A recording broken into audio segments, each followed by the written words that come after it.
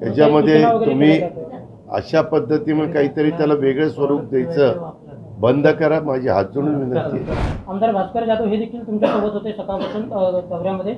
तुम्ही पत्रकार मित्रांनो, तुम्हाला हात जोडून विनंती आहे, आज आम्ही पक्ष म्हणून तिथे गेलेलो नव्हतो.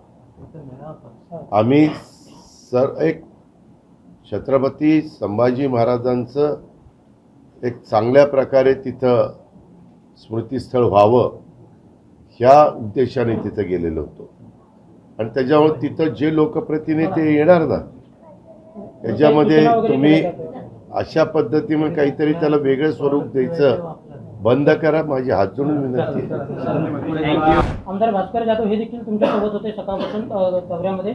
तुम्ही पत्रकार मित्रांनो, तुम्हाला हात जोडून विनंती आहे, आज आम्ही पक्ष म्हणून तिथं गेलेलो नव्हतो.